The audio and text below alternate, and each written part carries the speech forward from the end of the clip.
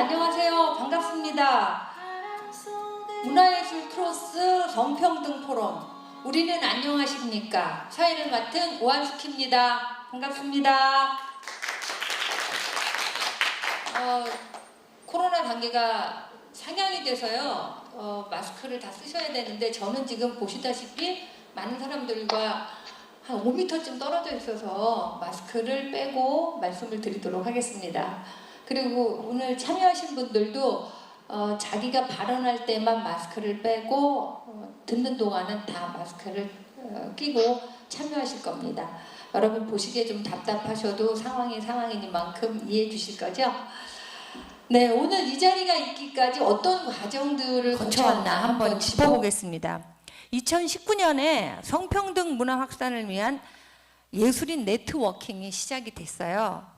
그리고 이제 올해 전국의 다양한 예술인 커뮤니티들이 다 모여서 에이스 추진위원회라는 걸 만들었어요. 여기서 에이스는 ACE의 약자인데요. A는 당연히 아트, C는 컬처, 그리고 E는 이퀄리티, 평등이 되겠습니다. 그래서 이 에이스 추진위원회가 올 한 해 목표로 생각했던 것은 어떻게 하면 문화예술 현장에 다양한 목소리를 담아내고 그 안에서 성평등 문화를 확산시킬 것인가, 그것을 위한 비전과 방법론이 무엇인가, 이런 걸 고민해보자 하는 기치 아래 몇 가지 일을 했어요. 그래서 그 첫 번째가 씨앗을 전국의 100명에게 배달한 겁니다. 무슨 씨앗이냐? 제가 씨앗이라고 읽었는데 사실은 씨아트예요. 참 예술가들은 특이하죠. 이걸 만들어냈어요. 그래서 이제 씨앗을 100명한테 보냈는데 저도 받았거든요. 그거 잘 심으니까 이제 싹이 나는 거예요. 근데 그 싹이 난 것들을 가지고 뭐를 했냐? 시간이 좀 지나다 보니까 그 싹이 난 것들을 보면서 사람들이 몇 가지 질문에 답을 하기 시작을 했어요. 그게 뭐냐면, 당신은 성평등이 뭐라고 생각하냐? 희망이다. 성평등의 씨앗은 희망이다. 그러면은 이걸 앞으로 어떻게 키울 생각이냐? 따뜻한 돌봄으로 키우겠다. 이렇게 사람들이 말하자면 씨앗을 싹 틔운 관찰 일지 같은 것들을 써서 공유를 하게 됐습니다. 이제 그런 성평등 메시지들이 계속 돌아왔고요. 그다음에 이제 두 번째는 아카이브 랩을 했어요. 이 아카이브 랩은 문화예술계의 다양한 주체들의 활동, 공간, 인물 이런 것들을 이제 기록한 것이었는데요.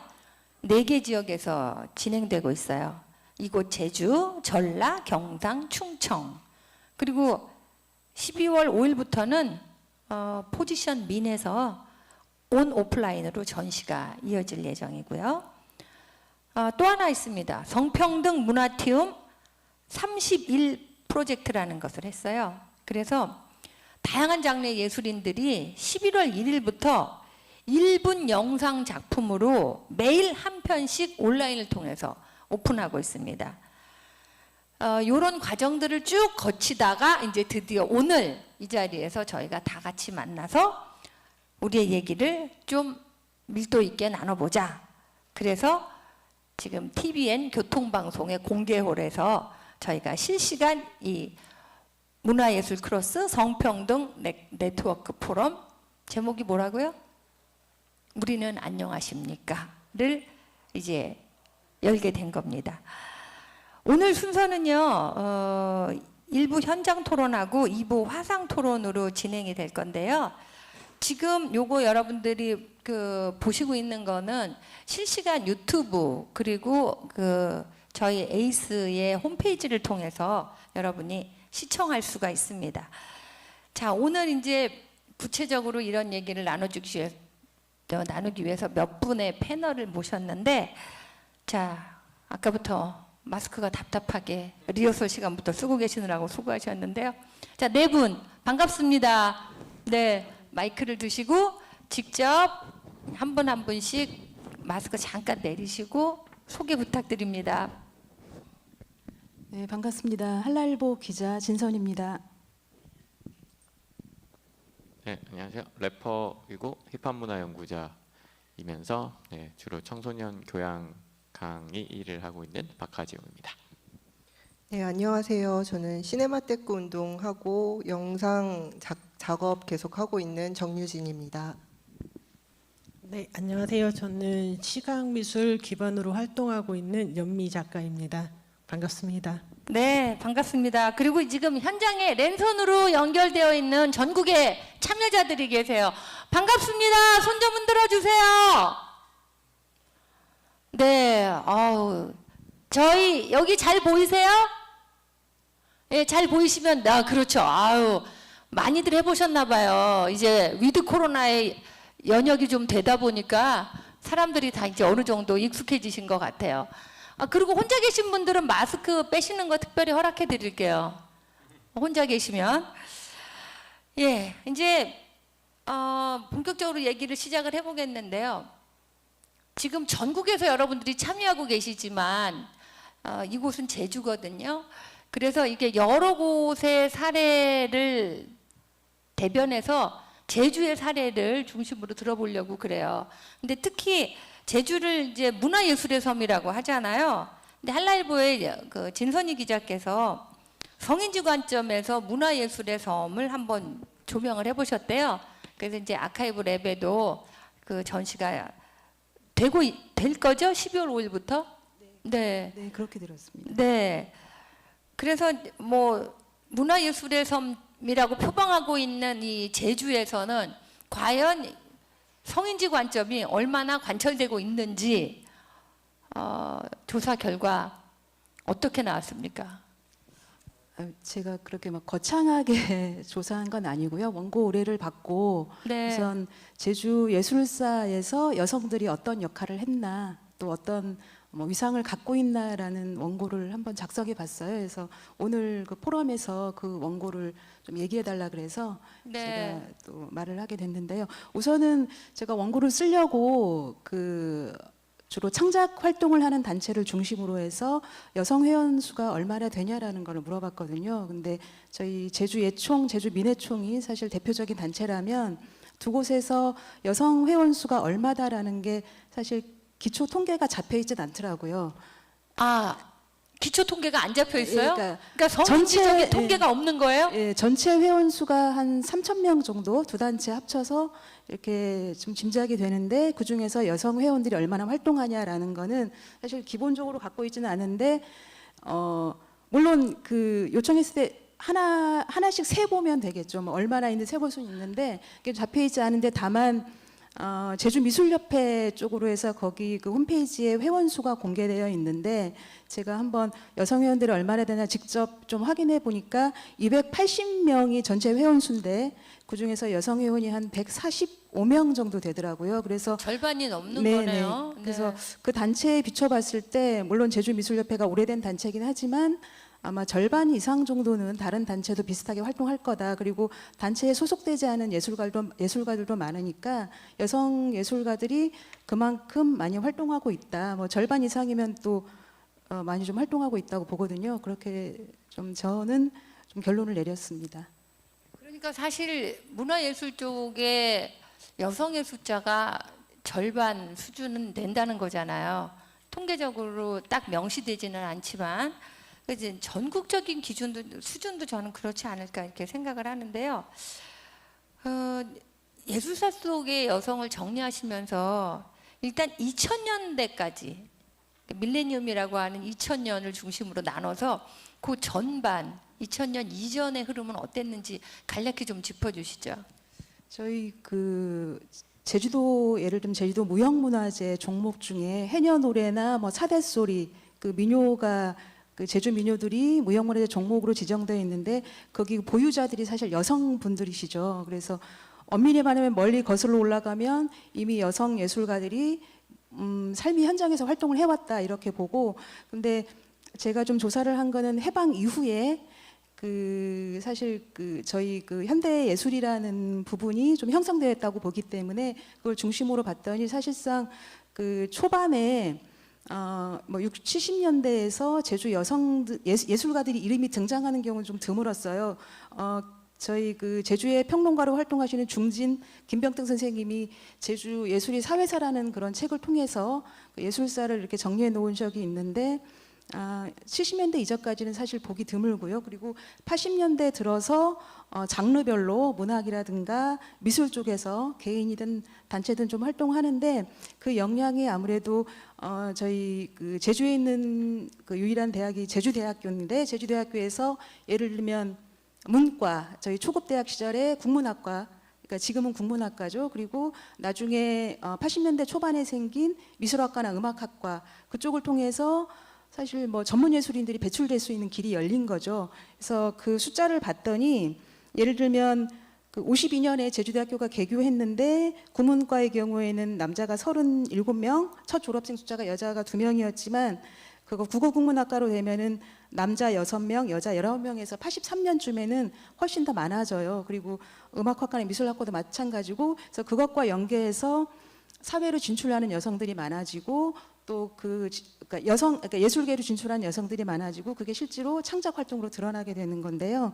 그래서 제주도 미술대전에서 뭐 입상하는 경우라든가 아니면 82년에 또 그 저희 제주도에 있는 여자 고등학교인 신성여자 고등학교 졸업생들로 에뚜알이라는 어떤 미술 그룹이 생기고 그래서 구체화됐고 그 다음에 저희 그 제주 시립예술단이 85년부터 생기기 시작하는데 그때도 여성 단원들이 뭐 합창이든 교향악단이든 좀 활동을 하게 되잖아요. 그래서 여성 단원들이 진출하면서 조금 더 활동이 70년대에 비해서 조금 더 늘어나게 되는 그런 거를 볼 수 있습니다. 그래서 2000년대 이전까지는 좀 그 정도로 좀 정리할 수 있을 것 같습니다. 근데 세 분 지금 이 진선희 기자의 요약 들으면서 불과 20년, 30년 전이거든요. 근데 어떠세요? 저는 슬쩍 이거 너무 옛날 얘기 같다. 이렇게 기초 통계조차 안 돼 있나 싶어서 사실 조금 놀랐어요. 세 분은 어떻게 들으셨어요? 박하재영님. 네. 그 여성분들의 그 진출이 그러니까 갑자기 늘어났다는 부분이 좀 흥미로웠고요. 저는 뭐 개인적으로는 제주도에서 이제 여성 힙합 댄서분들의 활약이 좀 굉장히 좋은 편인데 그분들의 그런 저력도 이제 이런 흐름 속에서 나온 것이 아닐까라는 생각을 해봤습니다. 순서대로 얘기하니까 제가 그냥 들으면서 그런 생각이 들더라고요. 저는 그러니까 여성은 소수가 아닌데 저희는 절대 소수가 아닌데 왜 사회적 소수자 혹은 약자의 위치에 있었는가 이런 거를 다시 한번 느끼게 되고 이게 진짜 좀 심각한 문제인데 자각하지 못하고 살았었구나 이런 생각이 좀 들었어요. 저는 사실 이제 아카이브 랩을 준비하고 있긴 한데 사실 자료를 찾았을 때 사실 많이 찾지를 못했었어요. 여성 예술가들의 활동이랄지 그 역사랄지. 근데 진선희 기자님의 그 원고를 제가 이제 사전에 또 읽기도 하고 오늘 말씀을 들으면서 그래도 관심을 갖고 이렇게 조사를 하거나 그렇게 글로 쓰거나 이런 분들이 있다는 걸 사실은 지금 이 포럼뿐만 아니라 아카이빙 하면서 알게 됐는데 약간 고사리 발견하는 듯한 느낌? 그 많은 숲속에 그 고사리를 제가 제주도 와서 딸 때 찾기가 너무 힘들어요. 그런 이야기들 여성 예술가들의 활동이나 이런 것들. 근데 정말 몸을 바꿔서 찾아봐야 보이는 정도거든요. 그냥 숲에 있는 나무처럼 우량하게 이제 기존의 활동 주류에서 활동하시는 분들은 그냥 보이는 건데 여성 작가들이나 여성 예술가들의 활동은 정말 고사리를 찾듯이 봐야 되는 것이구나, 노력을 해야 된다는 것이구나 이런 거 좀 느꼈던 것 같아요. 네, 사실 젠더 의식이라고 하는 뭐 젠더 감수성 이런 말이 나온 게 사실은 몇 년이 안 됐어요. 그러다 보니까 문화예술계의 20년 전까지는 뭐 젠더에 관한 의식이나 이런 걸 갖기가 어려웠죠. 그리고 특히 저는 이제 여성학자로서 꼭 시비 걸고 싶었던 말이 여류라는 표현이었어요. 그렇죠? 다들 이제 고개 끄덕이시는데 아류도 아니고 여류가 뭔가 그냥 여자들은 메인스트림은 아니고 그냥 곁가지로 여기 여자도 한두 명 있었다 이런 정도로만 평가됐던 게 아닌가 그런 생각이 들었거든요. 자, 그럼 진 기자님 20년이 지난 지금 이제 2000년 전까지는 뭐 우리 사회 전반이 젠더에 대한 감수성이 없었던 시대니까 그렇다 치고 2000년부터 2020년인 지금까지 20년간에는 뭐 좀 이렇다 할 변화가 나타나던가요? 예, 많은 변화가 그래도 있었던 것 같아요. 그 전 시대하고 비교해 보면 우선은 그 저희 1987년에 그때 민주화운동 그 여파를 타고 시민단체들이 사실 부상하기 시작했고, 제주에서도 여성운동을 하는 제주여민회가 1987년에 만들어졌습니다. 그래서 그 제주여민회에서 2000년에 처음 제주 여성영화제를 시작했어요. 이게 여성에 대한 여성주의 시각을 영화를 통해서 대중적으로 풀어내는 그런 행사였는데 그게 또 시작이 됐고요. 그리고 저희 그 여성 관련 어떤 공간들이라든가 이런 부분이 늘어났거든요. 뭐 근래 일이긴 하지만 설문대 여성문화센터, 그게 제주도 여성회관에서 시작돼서 작년에 개관 50주년을 맞은 그런 기관인데, 그 설문대 여성문화센터가 생겨나면서 그쪽에서 굉장히 의미 있는 작업을 한 것 중 하나가 경력 단절 여성 작가들을 발굴해서 그분들에게 전시 기회를 주는 그런 기획전을 계속 이어오고 있고, 김만덕 기념관, 저희 또 제주 여인으로서 또 CEO로서 좀 재평가되고 있고 재조명됐던 그런 김만덕을 테마로 한 기념관까지 생기면서 어떻든 그곳에서도 여성 관련 전시가 또 이루어지고 있고, 또 오늘 또 이 자리를 만든 그 상상창고 춤 같은 곳에서는 또 살림하는 붓질 전 김만덕 기념관 뭐 개관 이듬해부터 그 전시를 이어오면서 아무래도 종전보다는 확실히 좀 달라진 면모를 보이고 있는데, 제가 조금 이 정리를 하는 게 사실 좀 요약해서 정리를 하면서 그 중간중간에 단체나 어떤 좀 두드러지게 여성주의 활동을 안 했지만 그래도 여성 예술가라면 기본적으로 여성이 겪었던 그런 그 오래된 축적된 차별을 몸 안에 갖고 있는 분들이라고 생각하거든요. 그래서 여성 예술가들이 기본적으로는 좀 두드러지진 않았지만 여성이 겪는 어떤 차별이나 그런 거를 직간접적으로 2000년대 이후에는 표현하고 있고, 그런 활동들을 좀 이어오고 있다, 좀 이렇게 말씀드릴 수 있을 것 같습니다. 이제 젠더 의식이라고 하는 것들이 생겨나고 성차별 의식이 만들어지고 또 그런 것들을 주제로 여성 단체도 만들어지고 영화제도 하고 그러니까 여성의 상징성을 갖는 설문대라든지 김만덕 기념관 이런 것들이 공간적으로 참 큰 역할을 한 거죠. 살림하는 붓질년도 지금 몇 년째 하고 있는데 공간이 없다면 그것도 불가능했을 거예요. 근데 저는 이 얘기를 들으시는 전국의 시청자 여러분들도 참여자 여러분들도 우리 동네도 이와 크게 다르지 않을 거야. 2000년 전까지는 그랬고 2000년 넘으면서 특히 2010년대 들어서면서 뭔지 그 젠더에 관련된 이슈들이나 얘기들이 많이 된다 이렇게 느꼈을 것 같은데요. 자, 이제 세 분 문화예술 현장에 계시잖아요. 근데 확실히 이것만은 달라졌다. 내가 생각하기에 그래도 이게 젠더 감수성, 뭐 젠더 의식, 성평등 이런 얘기들이 나오면서 문화예술판에서 확실히 이 점은 달라졌다 하고 느끼시는 게 있다면 어떤 게 있을까요? 연미님부터 얘기하셔도 되고요. 뭐 개인적인 어떤 체감 온도라고 해야 될까?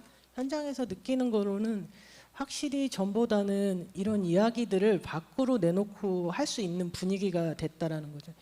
특히 약간 문화예술계는 예를 들어서 뭐랄까 도덕적 이탈이나 사회적 폭력인데 이 문화예술계 안에서 벌어지면 그게 특이한 예술적인 기질로서 설명하면서 그거 말하자면 예술가 스타일이야 이런 거요. 네, 그렇죠. 그래서 그것을 문제 제기한 만약에 여성이 있다면 조금 뭐 예술성이 부족한 범생이나 까탈스러운 사람 개인의 문제로 좀 많이 치부됐었고, 이것이 그리고 밖으로 이야기돼서 공감되기 조금 어려웠다면 지금은 확실히 그런 것과 관련 없이 얘기할 수 있는 분위기는 됐던 것 같아요. 그리고 또 하나는 그 전에 이제 이게 미술계면 미술계, 영화계면 영화계 그 안에서 벌어지면 그 안에서 사실은 해결하려고 하는 것들이 많은 반면에 지금은 이제 같이 이야기할 수 있는 예, 연대라면 연대 이런 분위기가 생긴 것들이 약간 체감적으로 다가오는 것 같습니다. 그런 흐름이 있었기 때문에 오늘 이런 자리도 만들어질 수 있었을 거예요. 그럼 정유진님, 뭐 연극, 영화 이쪽에서 진짜 미투 사건이 많이 터졌잖아요. 네.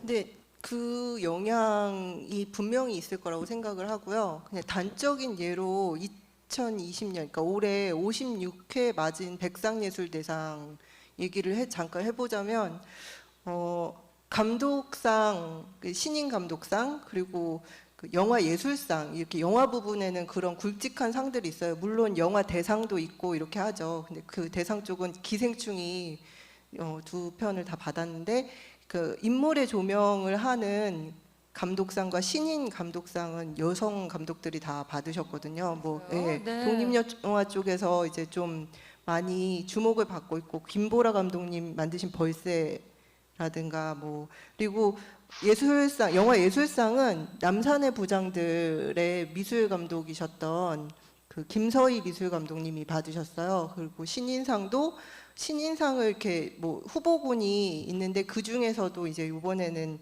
그 82년생 김지영 영화로 만드신 김도영 감독님 이런 식으로 굉장히 획기적이고 한 번도 없었던 이례적인 발전이라고 볼 수 있는 거죠. 그러니까 그런 식으로 생각해 보면 확실히 백상예술대상에서 이런 식으로 그러니까 굉장히 굵직한 영화 그리고 문화 이런 상 안에서도 여성들의 뭔가 활약 이런 것들이 인정받고 있구나라는 생각이 좀 들기도 하는 거죠. 그러게요. 굉장히 고무적이네요. 사실 예전에는 여자들이 자기가 작품을 쓰고도 남자 이름으로 느껴지게 해야 평론에서 차별받지 않는다. 네, 맞아요. 그런 거 좀 네. 있었죠. 네. 근데 이제는 이게 뭐 굉장히 그 차별이 없어졌다 이렇게 생각하지는 않아요. 그렇지만 뭔가 그래도 드러내고 이야기하고 그 앞에 설 수 있는 이제 자리가 조금씩 생겨나고 있다. 이것이 네. 분위기가 전환되고 있는 시점이구나라는 생각이 드는 거죠. 네. 박하재영님, 아까 여성 래퍼 얘기 하셨는데 네. 힙합 좀 뭐 오늘 그 문화예술계 내용하고는 좀 다르긴 하지만 어쨌든 그 대중 문화에서 되게 청소년들의 사고 방식에 큰 영향력을 미치고 있는 부분이기도 해서 뭐 힙합이라는 게 크게는 이제 음악 분야하고 댄스 분야가 있는데요. 이제 보통 이제 지금 미디어에서 가장 큰 영향력을 미치고 있는 건 이제 랩 음악 분야죠. 네, 그래서 힙합 음악 분야에서 좀 이번 올해 좀 흥미로운 점을 좀 보자면 이제 소위 그 상업 프로그램에서 좀 그 외모로 평가받지 않으면서도 힙합 음악 남성 팬들에게 큰 인기를 얻는 여성 캐릭터들이 다수 등장했는데요. 대표적으로 제키와이가 있고요. 그다음에 이영지, 와사비, 브린 이런 여성 래퍼들이 굉장히 좀 강인하면서도 독립적인 그런 모습을 보여주면서 외모 이야기는 전혀 없고 남성 팬들에게 이제 지지를 받는 그런 모습들이 좀 두드러지게 나타나는 현상이고요. 근데 이제 슬릭이라는 래퍼는 원래는 이제 남성 힙합 음악 팬들에게도 인기가 있다가 이제 중간에 음악적 변화 시도와 함께 페미니스트를 선언하면서 이 두 가지가 다 이제 영향을 미쳐가지고 굉장히 이제 그 반발이 심한 래퍼로 찍혔는데 소위 그래서 이제 근데 그 슬릭이라는 래퍼가 이번에 와사비라고 하는 그 좀 자신의 정반대 캐릭터 여성 래퍼와 아주 좋은 듀오 모습을 보여주면서 또 그 반발을 많이 잠재웠거든요. 그게 굉장히 좀 신기했고, 그래서 방송에서 이제 예전에 쇼미더머니의 아류처럼 좀 느껴지게 언프리티 레스타라는 아까 얘기한 것처럼 이제 여류 느낌 그런 방송 프로그램을 하면서 거기서 이제 기획이 여자의 적은 여자다라든가 또는 뭐 여자들의 기싸움 정도로 이렇게 그 언프리티 레스타가 연출되고 인기를 끌었었는데 이제 올해 엠넷에서 국거리라는 프로그램을 이제 새로 기획을 했는데 그 거기에서는 이제 좀 여성들이 서로 협력하고 우호적이면서도 좋은 작품들을 만들어내는 모습을 보여줘서 쇼미더머니와 전혀 비교되지 않고 완전히 차별화된 여성들만의 장점을 내세운 좀 힙합 음악 프로그램이 됐어요. 그래서 좀 거기 댓글 중에 재밌었던 댓글이 하나 있는데 그 댓글을 보면은 처음에는 여자들의 기싸움을 기획하려고 한 것 같은데 끝나고 나니까 왁자지껄 여고 체육대회 같은 분위기가 돼버렸다. 그래서 이제 언프리티 레스타 같은 그런 좀 언프리티 레스타와 완전 차별되는 좋은 프로그램이 되었다라는 평이 있는데요. 그래서 좀 뭐 저는 긍정적으로 보고 있습니다. 네. 또 여기에는 이걸 실제로 보고 누리는 그 말하자면은 대중 시청자 이런 사람들의 의식도 큰 몫을 한 것 같아요. 그런 식으로 여자들끼리 여성의 적은 여성 이렇게 만들어 놓으면은 굉장히 안티가 많잖아요. 게다가 요새는 SNS 시대로 막 다 즉각적으로 익명성을 보장받으면서 자기 의견을 낼 수 있어서 저 같아도 뭐 저 따위 프로그램이 있냐 막 이렇게 할 것 같아요. 그러니까 결국 모든 것이 이제 봄이 오면 만물이 변하듯이 이 성평등이라는 이슈가 사회에 등장하고 나면 여기저기서 변화가 올 것 같은데 사실 언론도 문화예술계하고 뭐 전혀 다르다고 얘기할 수는 없잖아요. 대중적 파급력을 생각한다면 더 클 수도 있는데 혹시 진 기자님 언론 쪽의 분위기에서는 정말 이거 하나만큼은 확실히 그 젠더 의식 면에서 달라졌다 하는 게 있을까요? 언론사에서요. 네. 그래서 좀 뭐 여기자들한테 제 뭐 얘기 문화예술 저희- 쪽만 맡긴다거나 네. 이렇게 안 하고 정치, 경제, 사회 이런 네, 쪽을 네, 맡긴 지는 좀 됐죠. 그런 부분이 확실히 달라지긴 했죠. 제가 그 입사할 때만 하더라도 사실 잠깐만요. 마이크가 확성이 잘 되고 있나요? 예, 아까보다는 왠지 확성이 예, 덜 되는 예, 느낌이 나서 저도 지금 그냥- 목이 아플 정도로 예. 좀 큰 소리로 말하고 있거든요. 마이크 좀 체크 부탁드려요. 네, 네. 계속하세요. 제가 입사할 때만 하더라도 이제는 아주 오래전 얘기인데 여자 선배들이 결혼하면 그만뒀어야 됐어요. 그러니까 지금은 상상하기 어려운 일인데 그때 그랬고 아까 오 선생님 말씀하신 대로 여자들은 문화부, 남자들은 사회부인데 지금 굉장히 많이 바뀌어서 여기자들이 숫자도 많아지고 있고 비율이 또 많아지고 있고 사회부를 기본적으로 사실 남자 기자들이 가듯이 사회부 먼저 가고 경찰 출입이나 그쪽 먼저 하고 정치부도 가고 경제부도 가고 영역이 굉장히 확장되고 있는 거는 맞습니다. 대중들이 그 기자를 대할 때 남자와 여자에 대해서 좀 차별의식을 갖는 것도 많이 없어졌죠? 없어지긴 해도 그래도 조금 그 나이 드신 분이 갖는 그런 편견이 있는 것 같아요. 그러니까 저도 그런 경험이 있는데 신문사로 전화를 어떤 분이 걸어왔는데 그러니까 제가 받았는데 기자를 바꿔달라고 제가 네. 편집국으로 해서 전화를 받았는데 그러니까 여자는 기자일이 예, 없다 이렇게 약간 확신하시는 그런 거예요? 생각을 하는 건지 아니면 글쎄요 뭐 어떤 제보를 하려고 해서 그런지 모르지만 그런 경험도 사실 있긴 있습니다. 네. 근데 많이 좋아지긴 했죠. 여기자들이 남자 여자 이런 영역 따지지 않고 굉장히 활발하게 활동하고 있으니까요. 그러니까 예전에 비해서는 많이 달라졌다. 근데 우리가 여기서 멈출 수는 없고 여기서 만족할 수는 없는 거잖아요. 자, 이제 세 분 긍정적인 변화에 대한 얘기를 하셨다면 그러나 여전히 남아있는 해결해야 될 과제들 적지 않을 것 같아요. 정유진님부터 얘기해 주시겠어요? 네.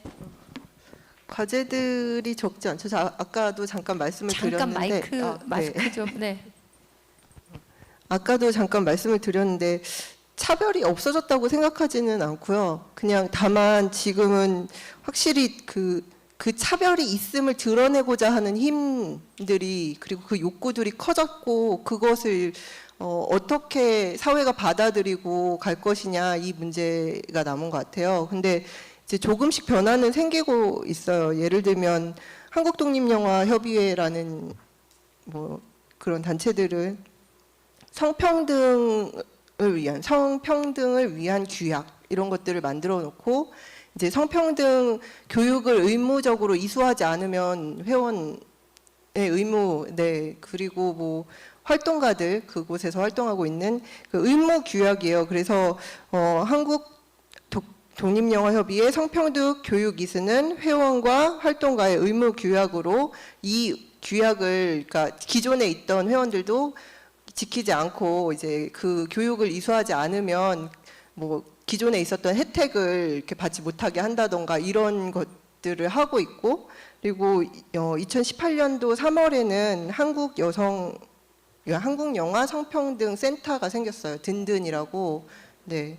그래서 그곳에서도 그 여성 영화인 모임에서 운영을 하고 있고 그분들이 이제 익명의 피해 상담 그리고 뭐 피해 사례에 대한 뭐 그런 사후 처리라든지 법률 상담 이런 것들 해주시고 계시고 그리고 예방 교육도 계속 하고 있고요. 그러니까 그런 식으로 가고 있기 때문에 이 욕구들이 있어서 이것들이 생겼고 아까 말씀해주셨던 것처럼 그런 장소성도 굉장히 중요하고 그리고 단체들이 앞으로 이런 욕구들을 어떻게 수용할 것인가 이런 것들을 계속 고민하고 현장에 귀 기울이고 하는 행동들이 지속돼야 된다고 저는 생각합니다.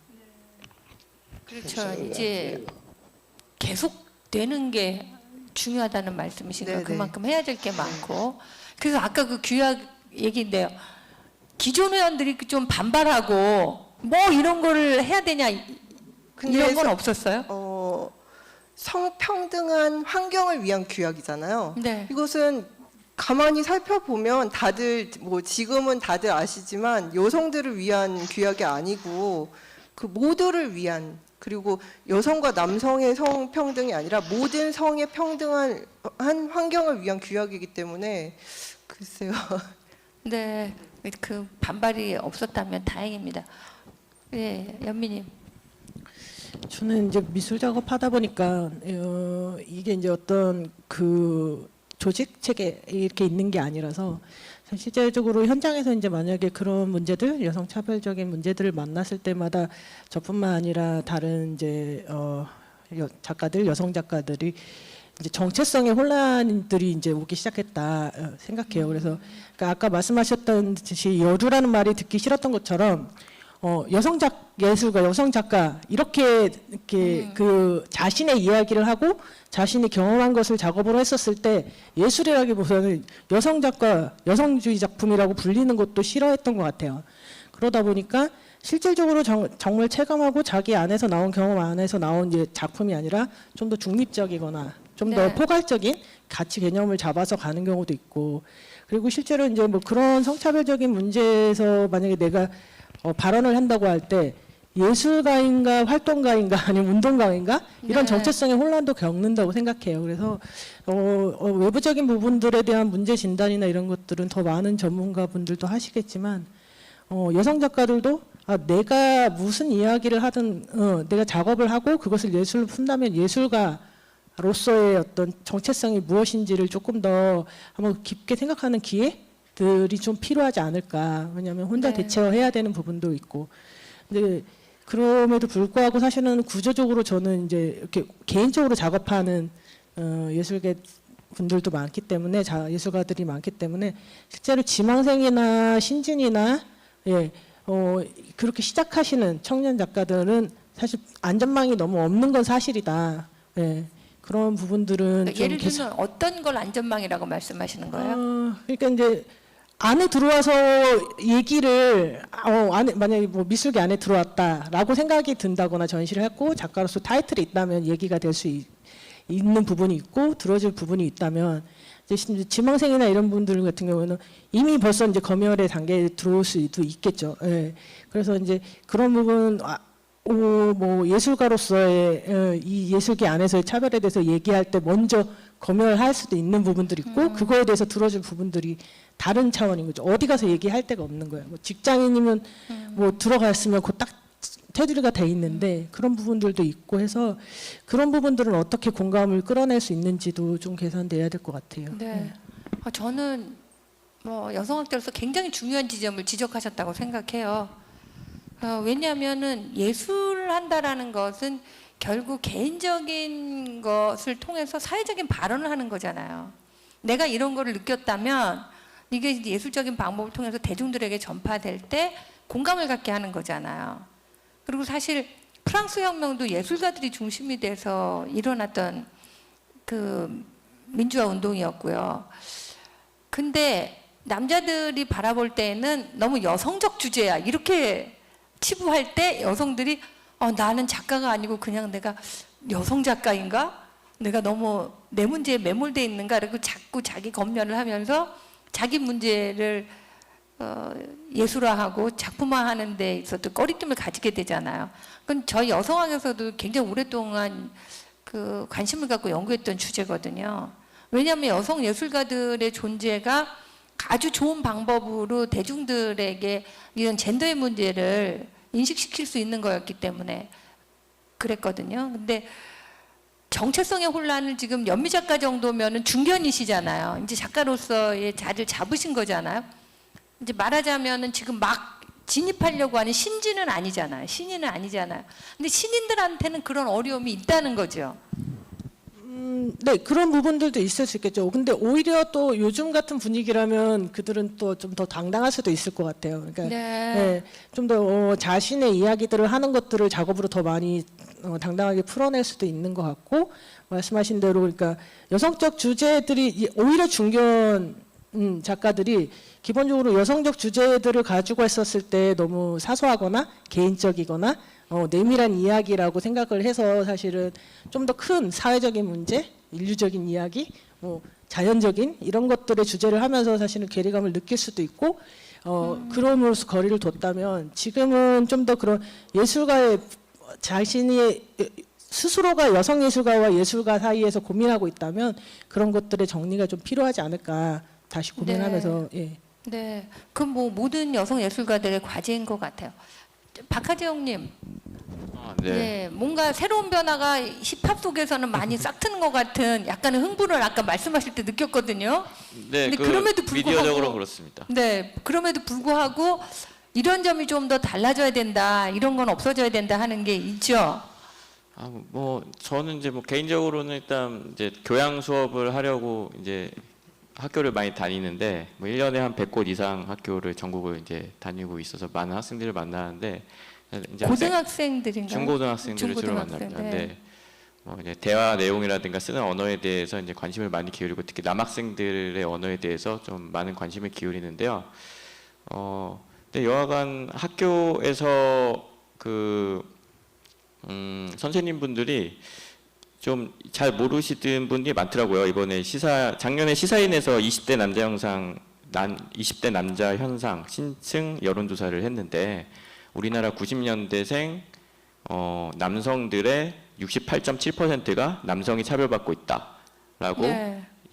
느끼고 있고 또 결혼 문화나 법 집행에서도 남성이 불리하다고 생각하는 비율이 50%가 훨씬 넘습니다. 그래서 근데 지금 중고등학교 남학생들이 거기에서 벗어났다고 보긴 힘들다고 보거든요, 저는. 네, 그래서 분명히 그래서 이제 남학생들하고 여학생들하고 상당히 그 차이가 커요. 정서적인 차이가 되게 크고 또 남녀공학일 때 그게 더 문제가 커질 수도 있습니다. 오히려 남학교, 여학교 따로 있어 버리면 그냥 좀 관심이 덜할 수도 있는데 이게 같이 생활해 버렸을 때 이런 남자들이 더 불리하고 차별받다라고 하는 게 더 커질 수도 있는 부분이거든요. 근데 이런 부분을 좀 고려해서 좀 세심하게 접근할 필요가 있는데 이런 여론조사가 좀 모르시는 분도 많고 교육자분들 중에 그래서 좀 알려야 하지 않을까라는 생각을 합니다. 근데 저는 그 중고등학생만 아니라 20대, 90년대생들이 뭔지 자기네가 많이 뺏기고 있고 손해보고 있다라고 느끼는 거는 그 전 세대의 남성들하고의 비교해서 박탈감을 느끼는 게 아닐까? 그런 생각이 드는데. 개인적으로는 연애와 결혼에 대한 불안 심리가 좀 크다고 저는 생각하고요. 왜냐하면 이제 요새 중학교 남학생들만 하더라도 이제 연애하고 결혼하고 있다라는 것을 굉장히 성공했다라는 식으로 느끼더라고요. 그래서 저는 좀 깜짝 놀랐어요. 네, 오히려 저 때는 막 독신주의라든가 이런 게 또 막 멋있는데 이랬었는데 요새는 그냥 결혼이나 연애 자체가 힘들다. 그래서 돈이 없어서. 그런 불안감이 이제 중학생부터 되게 큰 것 같고요. 근데 또 남학생들 특징이 아시겠지만 여학생들 신경 쓸 틈이 없습니다. 남학생들 사이에서 우열을 정하는 게 굉장히 피곤하기 때문에 남자들 친구들 사이에서도 누가 더 세냐, 누가 더 약하냐, 누가 더 잘하냐, 못하냐 이걸로 굉장히 피곤한 상태이기 때문에 근데 그 경쟁에서 본인이 도태되는 않으려고 하고 또는 눈치 보고 있는데 이제 연애나 결혼에 대한 압박감이 같이 그것까지 좀 같이 느끼는 것 같아요, 어느 정도는. 그래서 좀 제가 봤을 때는 심리적으로 압박감이 상당히 심하다. 특히 남학생들이 네. 그렇게 생각하고 있습니다. 그러니까 결국은 정체성의 문제인 것 같아요. 양성평등에 대한 얘기, 젠더 감수성에 대해서 얘기를 하자고 들면 각각 다 내가 힘들다라고 생각하는 거예요. 근데 여기서 중요한 게 사회적 지표잖아요. 정말 통계를 내보면은 아는데, 그러니까 예를 들면 이런 거예요. 너무 학교 선생님들은 여자가 너무 많다. 그래서 남자들이 성 역할을 배울 기회가 없다. 이렇게 얘기를 하는데 실제로 이걸 조사를 해보니까요. 초등학교에서만 나타나는 현상이고 그 초등학교도 그 교사의 비율을 놓고 보니까 여교사가 조금 더 많았던 거예요. 조금 더 많았던 거예요. 근데 중고등학교로 올라갈수록 그리고 관리직으로 갈수록 교장, 교감, 장학사 이런 관리직으로 갈수록 여자보다 남자가 훨씬 더 많은데 그런 거에 대해서는 얘기 안 하고 이제 초등학교 수준에서 남자보다 여자가 조금 더 많으면 큰일 난 것처럼 사회적인 이슈가 된다는 거죠. 그런 걸 보면 대중들이 느끼기에는 정말 우리 사회가 남자들이 너무 밀리고 있어, 남자들이 너무 많이 뺏기고 있어 이런 생각을 하게 되는 것 같아요. 이제 세 분 얘기 한 바퀴 돌았는데 그럼에도 불구하고 조금 더 그 개선돼야 될 점이 있다 하는 것들이 있다면 저는 한 가지씩만 더 좀 듣고 싶어요. 그 정유진님한테 여쭙고 싶은 거는 사실 미투가 연극 영화판에서 굉장히 많이 터져 나왔잖아요. 그래서 정말 핫 이슈가 되고 또 대중적으로 알려진 사람들이었기 때문에 그 국민들에게 미친 충격과 영향도 컸거든요. 근데 사실 그게 지금 약간 유야무야 되면서 그쵸? 용두사미 같이 되고 있다는 느낌이 드는데 그러니까 항상 뭔가 어떤 때는 그런 생각도 들어요. 그러니까 아까 처음에는 뭐 백상예술상 얘기도 하고 했는데 좀 이게 분위기가 트렌드화되고 있는 건 아닌가. 그냥 이렇게 그러니까 미투 이야기도 미투로 됐으면 뭔가 결정을 지어야 된다. 막 이런 것도 저는 조금 문제가 될 수 있다고 생각하고 실제로 지금 저희는 그런 혼란을 겪고 있다고 생각하거든요. 그러니까 예를 들어서 2018년도 이후에 사실 굉장히 급속도로 많이 변화가 왔고 저희는 우리는 지금 이런 변화된 속에서 뭐 센터도 생기고 이야기도 나누고 그 여성이 조금 더 앞으로 나오고 이런 것들도 생겼지만 그 반대로 뭐 2차 피해를 막 2차 가해를 가한다든지 아니면 뭐 그런 일이 아닌데 조금 그 살짝 빗나간 길을 그쪽으로 이렇게 포괄적으로 다 문제시한다거나 이런 혼란 속에 좀 살고 있다. 그리고 그런 것들이 이 변화의 요구 속에서는 어쩌면 그 혁명이 일어나면 같이 확 다 되는 것처럼 그런 시기를 겪고 있기 때문에 조금 더 우리가 더 알려고 해야 되고 찾으려고 내 생각은 뭐고 내 불편함은 무엇이며 우리가 같이 살고 있는 사람들이 함께 고민해야 되는 게 뭔가 이런 것들을 조금 더 신중하게 고민하고 발언해야 되지 않는가라는 생각도 좀 들어요. 네. 결국 제비 한 마리 날아왔다고 봄이 온 게 아니다. 네. 그리고 각 분야에서 조금 더 그 젠더 감수성이나 이런 얘기들이 더 세부적으로 들어가게 된 것 같아요. 그렇죠. 그리고 뭐 그러니까 이 말씀을 드리면 어떻게 생각하실지도 모르겠지만 제가 그러니까 조금 조심스럽게 이야기해야 한다 이런 문제는이라고 이야기하지만 사실은 그 생각해 보면 2002년도에만 해도 그 군산의 대명동 사건이라든지 개복동 화재 사건이 있던 해에 모르시는 분들을 위해서 조금 자세히 설명해 주세요. 네, 그 군산 대명동에서 2002년도에 그러니까 화재 사건이 일어나서 그 성매매 집결지에서 여성들이 5명이 희생이 되어 그 희생이 됐던 이유는 창살을 못 도망가게 하려고 다 막아놨기 때문에 그 불과 몇 미터 앞에 경찰서가 있었음에도 불구하고 화재 사건으로 사람이 죽게 되죠. 근데 그 뒤로 2년 뒤에 개복동에서 또 똑같은 일이 벌어져서 14명의 여성들이 거기서 똑같은 이유 때문에 희생당하거든요. 근데 그런 일이 있었던 굉장히 큰 사고잖아요, 그거는. 그런데 그 해에 이제 문제적 감독님으로 이제 돼버리신 그 김기덕 감독의 나쁜 남자라는 영화가 나와요. 같은 주제의 이야기죠. 그 여대생, 길거리에서 여대생을 강제로 그래서 끌어내려서 자기가 이제 소유하고 있는 그 성매매 집결지의 여자로 만들고 그 뒤에 근데 그 주제라든지 지금으로선 지금도 이제 회자가 많이 되고 있는 영화인데 지금으로선 상상하기 힘든 주제를 가지고 그러니까 영화를 만들었어요. 물론 뭐 다른 이야기를 하시는 분들 분명히 계실 거라고 생각하고 제가 이 말씀을 드렸던 이유는 그런 영화들 그리고 지금도 논란에 있는 예를 들면 굉장히 중구난발 얘기를 하는 것처럼 느껴지시겠지만 뭐 바람과 함께 사라지다에 대한 흑인 인종 논란에 대한 이야기라든지 그러니까 지금 문제의식이 불같이 들불처럼 일어나고 있는 시기이기 때문에 사실은 그런 이야기들을 다 하고 있는데 역사가 바뀌진 않잖아요. 그렇기 때문에 좀 더 신중하게 저희는 그 역사를 되짚어보고 잘못 인식된 역사라면 지금 현재의 우리의 감성은 무엇을 봐야 되는가 그리고 어떻게 봐야 하는가라는 것을 이제 생각해 볼 때가 온 거라고 생각합니다. 저는. 네.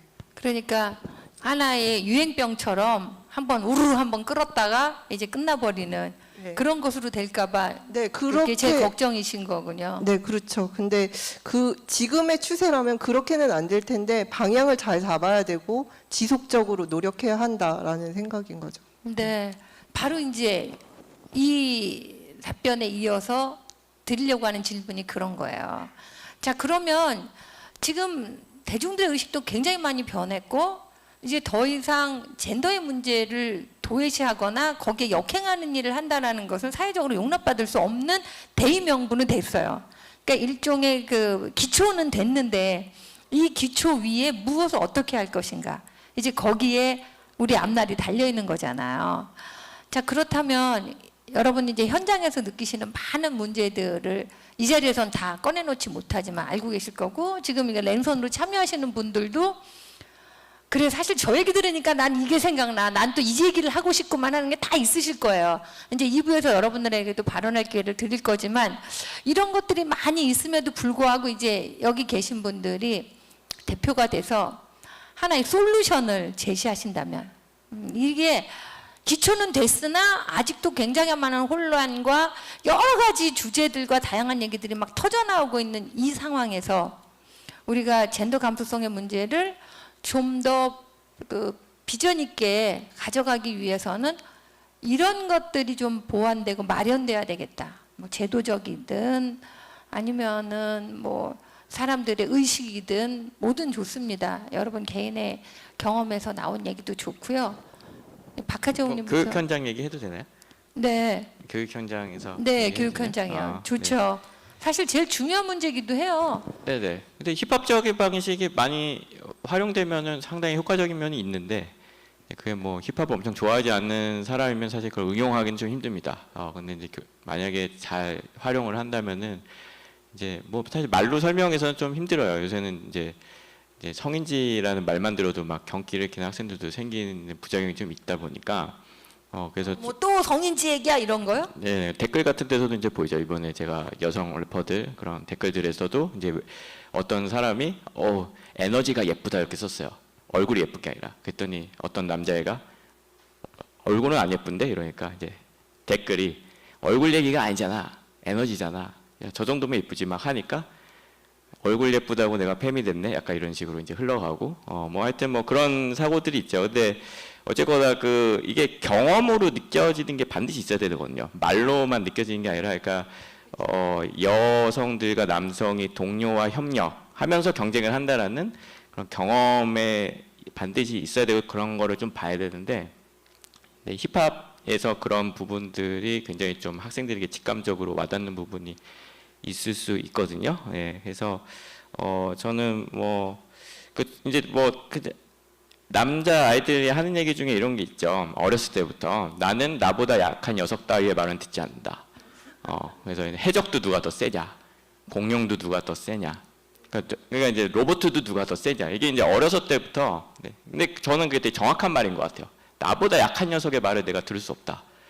그래서 이제 근데 이제 그거를 보면은 그럼 약한 녀석의 말도 들어줘야 돼라고 얘기하기보다는 강하다는 것에 다양한 관점이 필요하다는 생각도 하거든요. 내면적인 강인함이라든가 그냥 그 여러 가지 관점의 강인함이 필요한 건데 그거를 이해하는 것이 되게 중요하고 그래서 힙합에서 이제 여성 댄서들이나 래퍼들이 사실 내면적인 강인함이 굉장히 잘 드러나다 보니까 그거를 소비하는 남성 팬들도 그 강인함을 뒷감하기 때문에 외모 평가를 안 해버리는 거거든요. 그게 먼저 와닿아 버리니까. 네, 그래서 이제 힙합적인 방식이 잘 쓰일 수 있는 방법이 많고, 근데 그런 내면적인 강인함을 좀 느끼고 경험하게 해주는 데 있어서 예술 방법이 필요하다고 네, 저는 좀 생각하고 있습니다.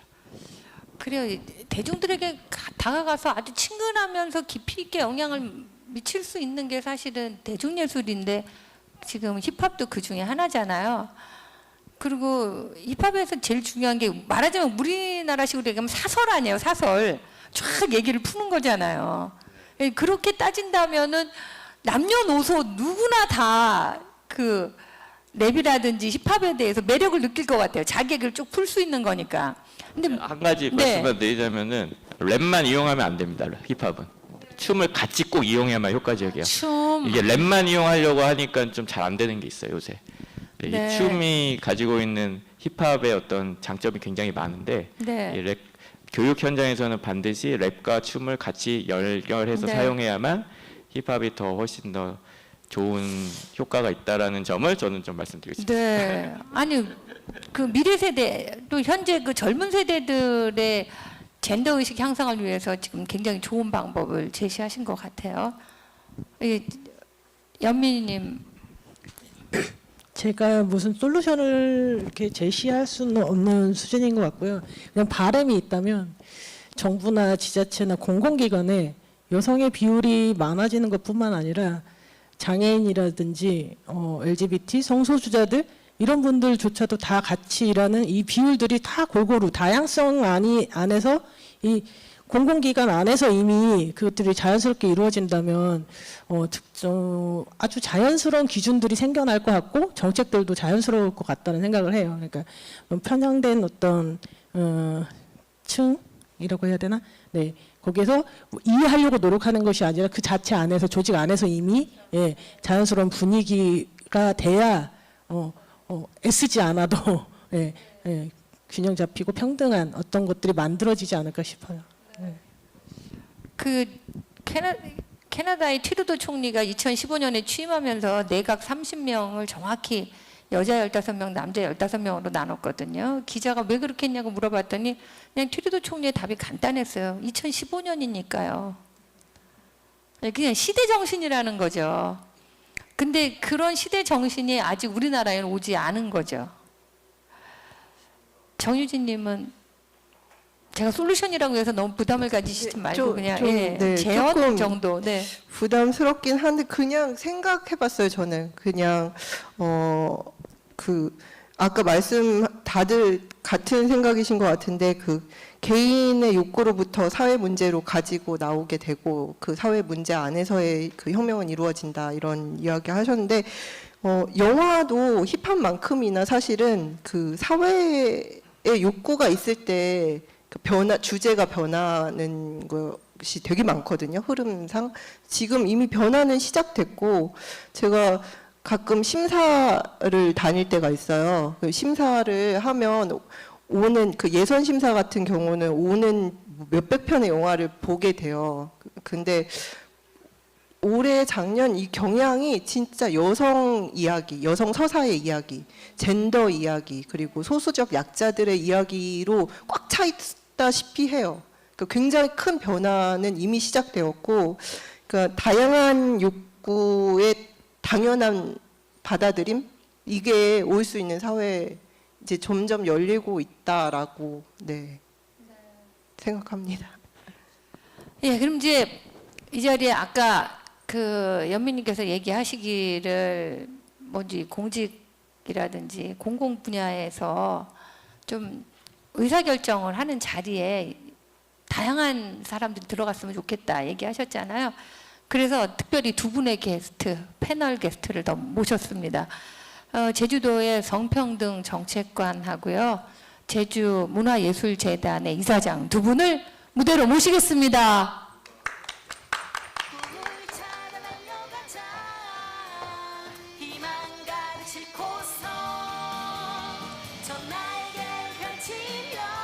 어서 오세요. 반갑습니다. 네.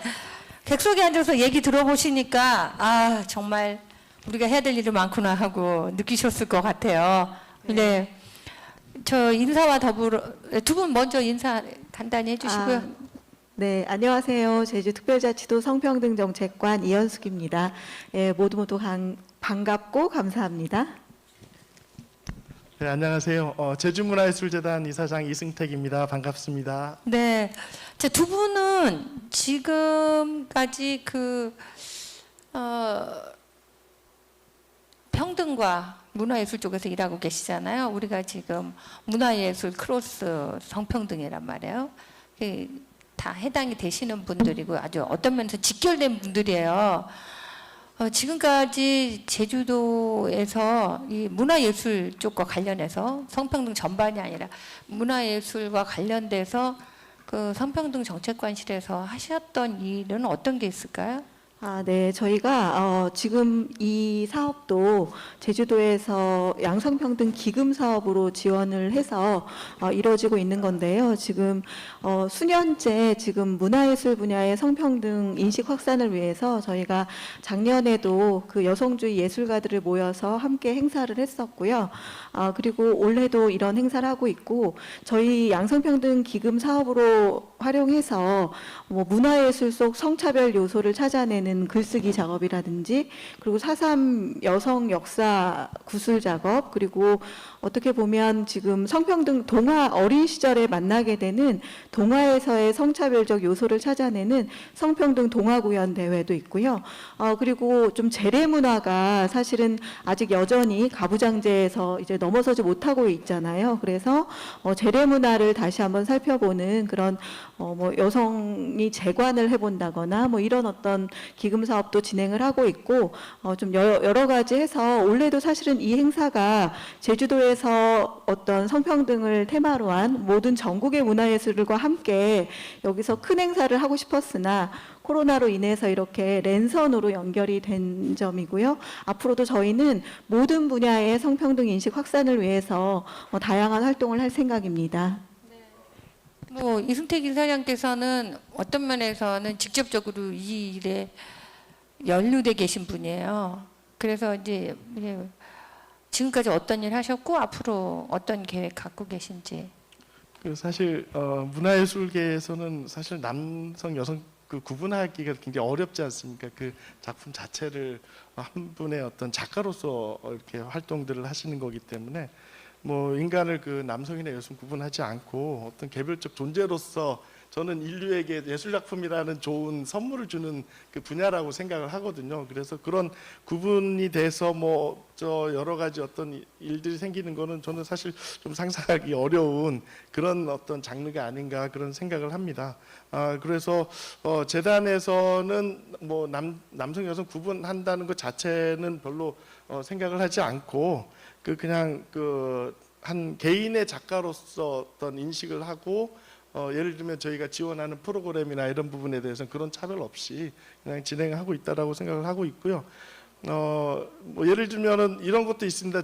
그 재단에 와 보신 분들은 아시겠지만 재단 직원 중에 여성 비율이 굉장히 높지 않습니까? 저희 50%가 넘는 그 재단 직원의 그 여성분이 계신데, 물론 이제 아까 연미님께서 말씀하셨던 것처럼 좀 간부직의 비율도 높여야 된다라는 생각은 하고 있습니다. 저희 물론 30%는 넘는데 더 높여야 되나 하는 그런 고민은 같이 하고 있고요.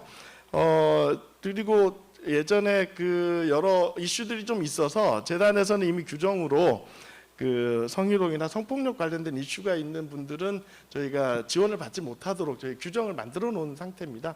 예, 이런 어떤 과정 속에서 뭐 저희가 서로 같이 갈 수 있는 분위기를 만들어야 된다는 생각을 하고 있습니다.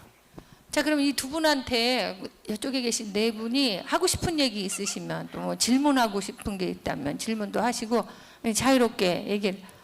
정유진님부터 하실까요? 네. 아니, 저는 사실 그냥 양성평등이라고 하니까 저는 조금 이 그냥 성평등의 문제고 모든 성이어야 한다라고 생각하는데, 그러니까 가끔 그 네이밍의 문제는 굉장히 중요한 그 발화의 지점이 되잖아요. 그래서 그 생각은 어떤 지점에 어떤 생각을 가지고 계신지 좀 궁금하고요. 그분한테요? 네. 그리고 다른 거는 그냥 굉장히 좋은 그 성평등 동화 구연 뭐 이런 것들은 굉장히 좋은 아이템인 것 같고 듣기에도. 그래서 근데 그런 것들이 지속적으로, 그러니까 결국은 교육의 문제라고 생각하는데 그게 아니라 학습의 문제인 것 같거든요. 저는 조금 다른 지점이 있다고 생각하는데, 그런 것들, 그래서 누구를 교육시켜야 되는 게 아니라 스스로 그 행정도 조금 학습해야 되고 인지해야 되는 게 아닌가. 그리고 지속적으로 사실은 현장에 있는 사람들에게 좀 귀 기울여야 되는 게 맞고 그렇다는 생각이 들고요. 그래서 또 하나는 차별 없이 말씀하셨는데, 차별 없이의 기준이 그냥 비례해서 온다고 생각하지 않아요, 저는. 그렇기 때문에 그렇다면 어떤 기준을 가지고 그것을 구현하고 계신지, 차별 없이 구현하고 계신지, 그런 것도 좀 자세히. 청문회 분위기가 나고 있어요. 네. 이럴 분위기 같아서 좀 살짝 겁이 났는데 제가 네, 말씀하세요. 예, 제가 아까 처음에 말씀드린 것처럼 사실 예술을 어디 성으로 구분한다는 거는 저는 별로 이제 상상할 수 없는 일이라고 생각을 하거든요. 그런 차원에서 아까 차별에 대한 어떤 기준점은 아까 그 사회자님께서 말씀하신 것처럼 기존의 남성들이 누려오던 어떤 그 특권, 권한 이런 부분들을 기준으로 하면은 현재 남성들은 오히려 역차별을 당하고 있다라고 생각할 수도 있다라고 생각을 합니다. 근데 이거를 완전 패러다임 전환을 하고 성이라는 단어를 쓰지 않고 하나의 개인으로 본다면 분명히 새로운 기준이 나타날 거라고 생각을 하거든요. 그거는 문화예술계에서는 그거는 하나의 예술성이 되고 창조력이 돼야 된다라고 생각을 합니다. 그래서 그런 점에서 좀 말씀드릴 수 있을 것 같고요. 현장에 대한 부분은 사실 저희가 계속 고민하고 계속 생각해야 되는 부분이라고 저는 생각을 하고 있습니다. 네.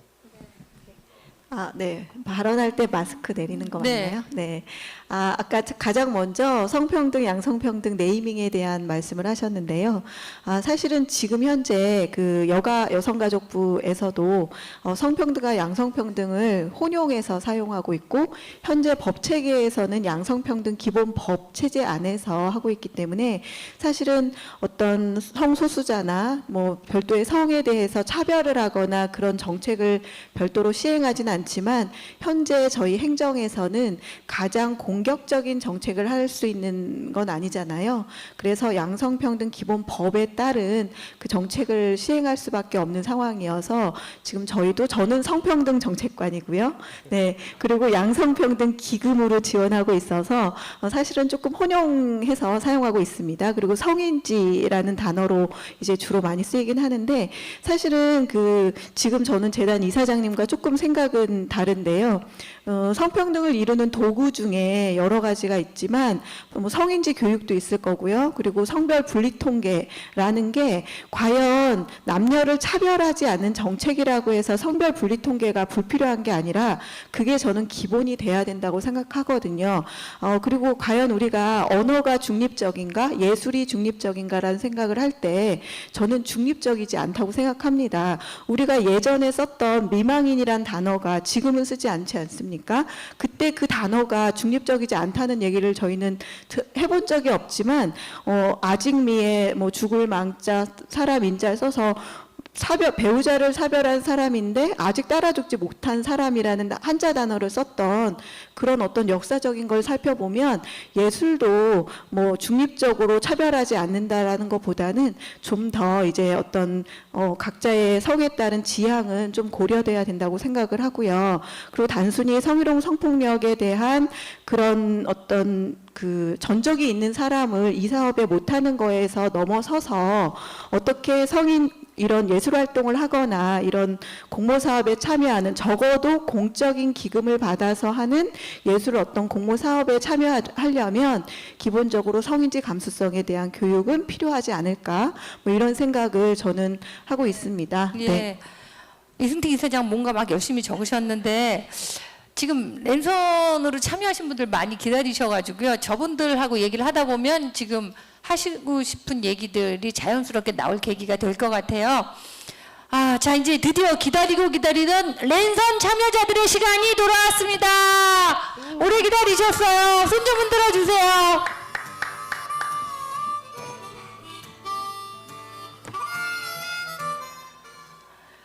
네. 자, 자파리 와치부치의 박지훈님. 네, 박지훈님 얼굴이 아직 안 나타나셨네요. 접속은 되어 계신 걸로 나타났는데 박지훈님 안녕하세요. 아이고 이 기계라는 게 이렇죠 뭐. 네. 자 그러면은 우리 지금 TUM 30일에 영상전시 참여작가이신 배효정님 안녕하세요. 네. 아까부터 화면에서 눈에 잘 띄고 계셨는데 소리는 지금 잘 안 들리고 있거든요. 네. 지금은 들리시나요? 네, 조금 더 크게 얘기해 주실래요? 지금 들리시나요? 네, 잘 들립니다. 예. 지금 쭉 여러 사람들 얘기 들으셨는데 하고 싶은 말 많으셨죠? 아니, 들으면서 오히려 생각을 더 많이 하게 되는 계기가 됐던 것 같습니다. 네. 자, 그러면 여기 있는 분들하고 나누고 싶은 얘기 해주세요.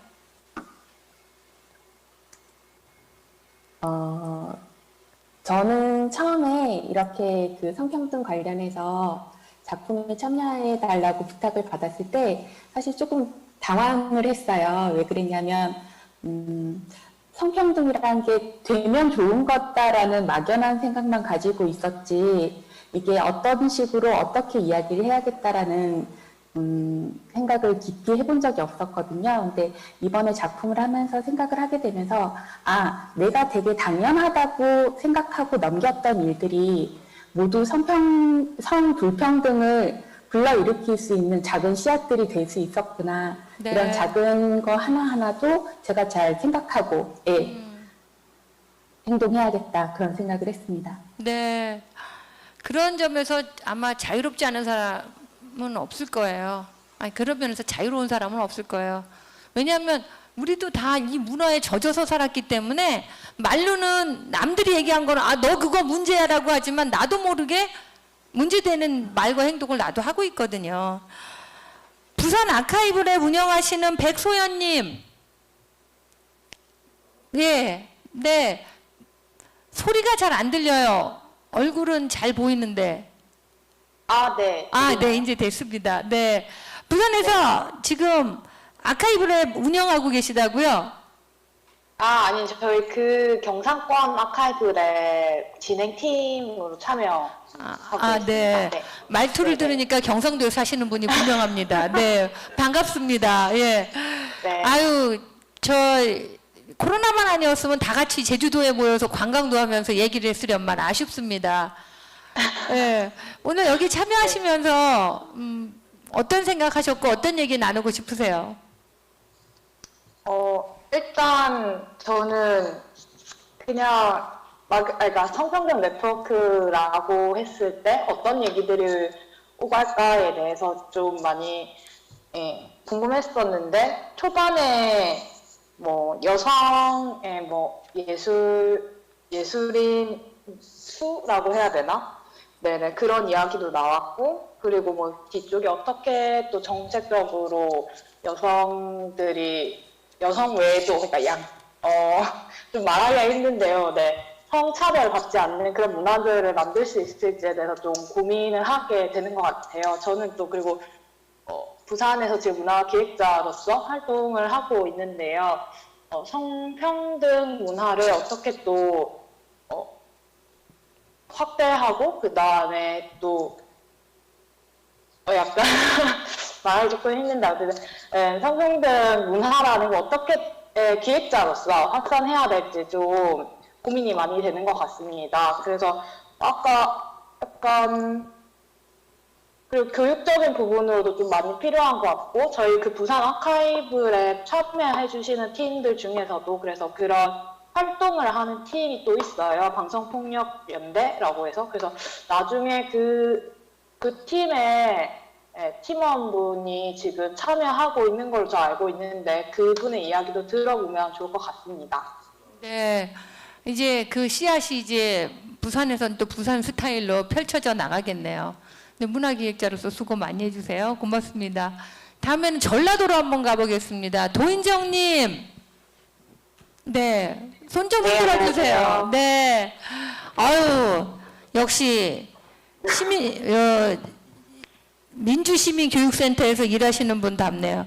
그 이름이 바스락인가 봐요? 네, 바스락입니다. 아, 바스락. 예, 뭔지 바스락은- 사람 소리 같아요.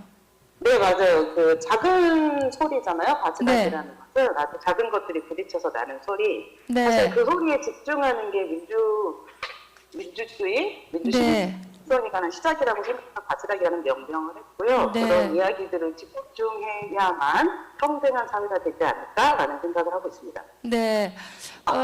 오늘 우리 이 포럼 같이 화상으로 참여해주고 계신데 네. 지금 하시는 일의 경험 이런 걸 통해서도 좀 나누고 싶은 얘기가 있으실 것 같아요.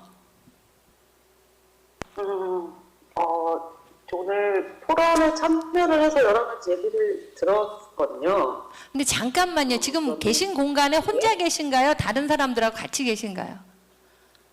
아, 마스크 여러 명이 벗으시는 거 보니까 혼자 계신 것 같네요. 마스크 네. 벗고 말씀드릴게요. 네.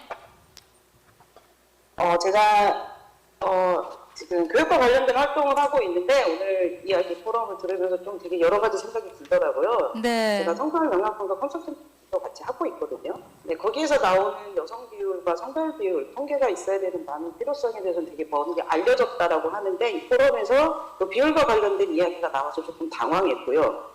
문학 작품이라는 게 인간의 서사를 다루는 거면 누구의 서사를 다루는지, 어떤 젠더가 다루는지, 그리고 어떤 젠더 관점의 비평이 필요한지, 또 어떤 젠더 관점의 비평이 중심이 되는지가 여기 계신 분들은 모두 다 참여하신 분들 아실 거라고 생각이 드는데 그것이 영향을 끼치는 성차별 문화를 만드는 것들에 영향이 있을 거라고 생각이 돼서 여성 비율은 되게 완벽하진 않지만 중요하다는 말씀을 드리고 싶고 그리고 그 인원 구성을 할 때 심사위원이든지 아니면 지원하는 창작자든지 여러 가지 분야에 있어서 젠더 관점을 가진 인원 구성을 더 추가로 고려해야 되는 정책들이 좀 필요하다는 생각이 들고 제가 하고 있는 활동들은 교육 중심인데 저 이렇게 막 말해도 될까요? 네, 괜찮습니다.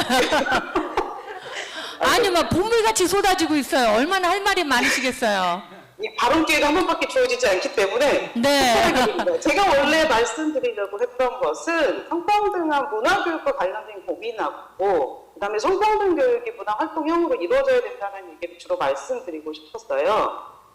성평등한 문화교육과 관련돼서는 지금 문화예술계에 있는 분들이 교육 과정에서 성평등한 환경에서 배웠던가 훈련했던가 그리고 지금 창작하고 있는 과정 자체가 또는 그 창작 환경이 성평등한가에 대한 고민이 더 많이 이루어져야 된다고 생각을 하고 그래야 거기에서 성평등 콘텐츠들이 만들어질 수 있다는 이야기를 드리고 싶고 그리고 문화교육과 관련해서 그러니까 문화를 전공하든 전공하지 않는 사람들에게 문화교육을 할 기회가 되게 많잖아요. 그럼 문화예술 내에서 문화교육 자체가 성평등한 교육이 될 수 있는지 연구와 프로그램들이 있을까? 그럼 문화교육자들을 성평등한 교육 프로그램을 운영할 수 있도록 교수법이든 아니면 사람들과 의사소통하는 방식이든 그런 것과 관련된 교육 프로그램이 지금 마련되어 있는지에 대한 이야기를 드리고 싶었고, 그리고 성평등 교육이 이제 문화예술계에도 필요하지만 성평등 교육 내에서 문화예술 활동이 가진 강점이 있거든요.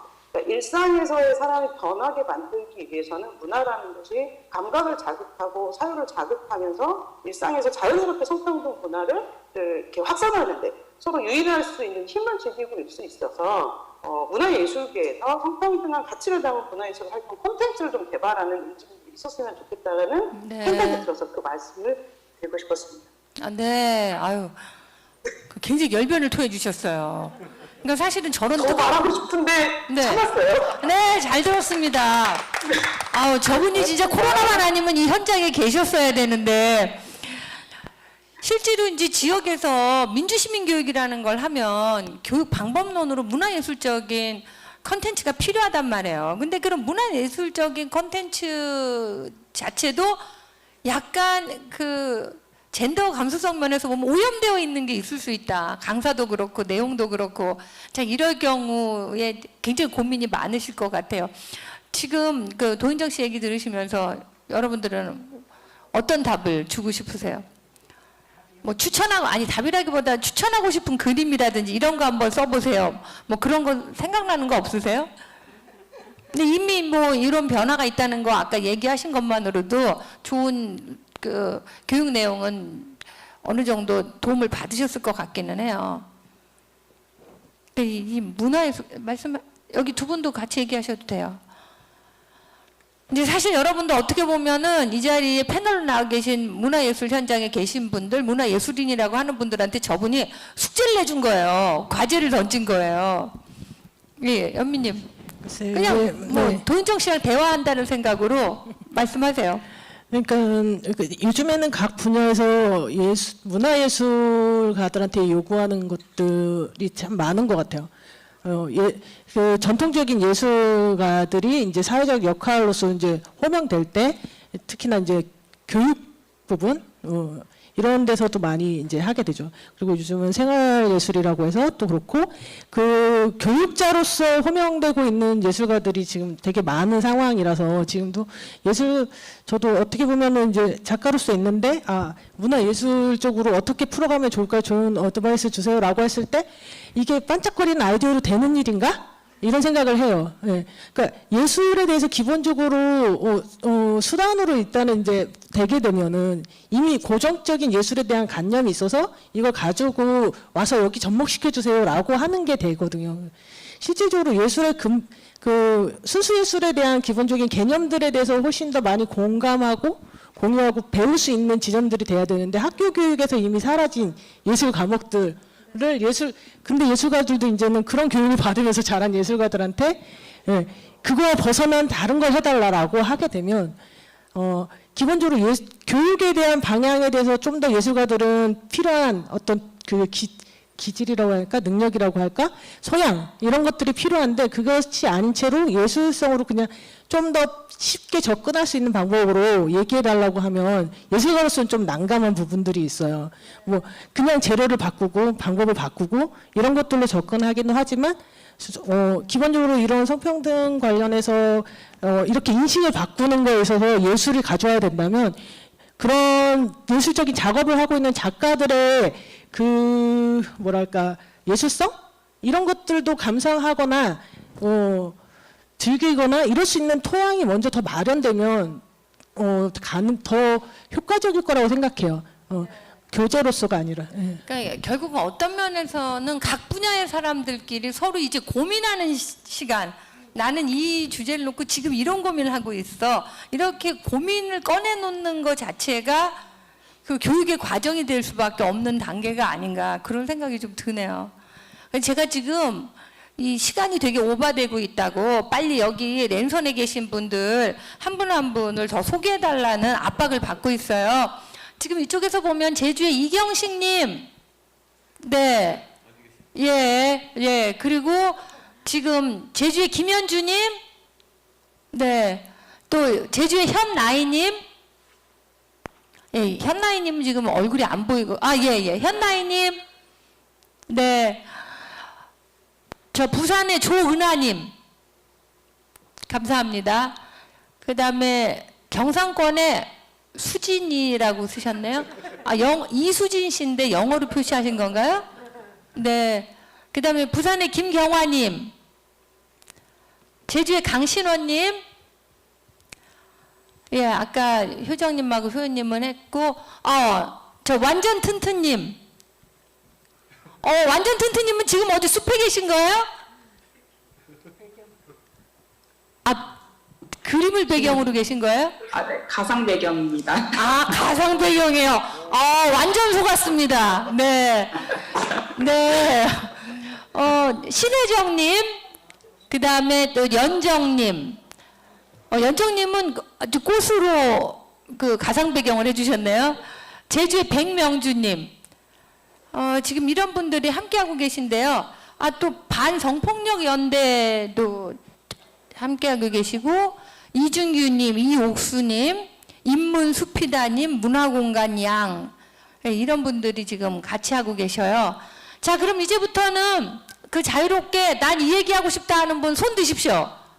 그러면은 제가 호명을 할게요. 네네. 예, 부산의 조은하님, 말씀하세요. 안녕하세요. 반갑습니다. 저는 들리시나요? 네, 너무 잘 들려요. 네. 저는 부산문화예술계 방송폭력연대 활동가 조은하라고 하고, 좀 부산 문화예술계 방송폭력연대에 대해서 좀 간략하게 설명을 드리자면, 2016년에 어떤 SNS, 트위터를 중심으로 땡땡견의 성폭력. 잠깐만요. 잠깐만요. 이 부산하고 제주가 거리가 있긴 있나 봐요. 조금만 천천히 얘기해 주시겠어요? 네. 2016년에 문화 땡땡견의 성폭력이 폭로가 되면서 미술계랑 문단의 성폭력이 폭로가 되었고, 다른 예술인들의 폭로를 보면서 사실 저희도 피해 당사자이기도 하고 어떤 피해 당사자의 연대자, 동료자이기도 하잖아요.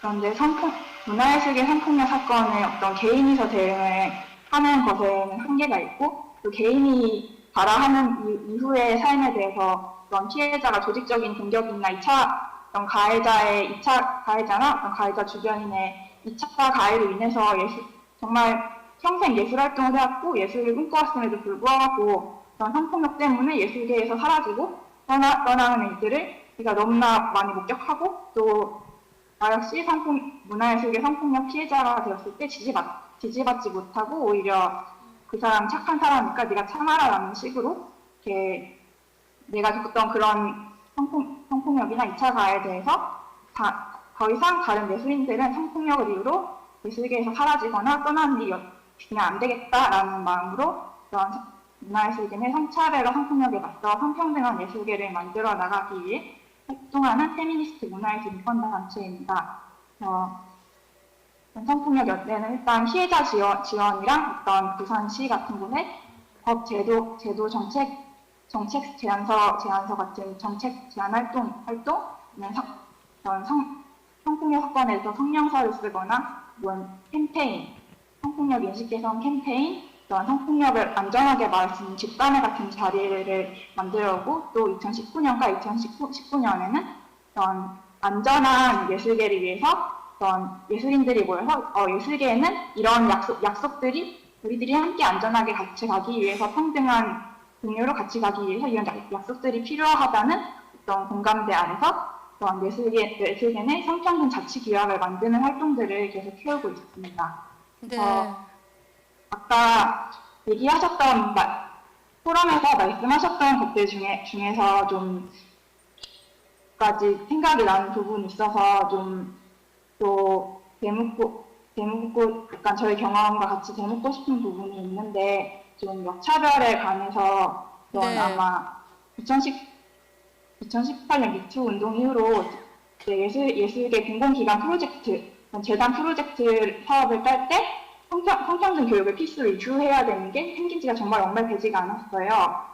그래서 그런 교육에 대해서 생겨서 정말 나는 좋다라고 생각하는 부분도 있지만,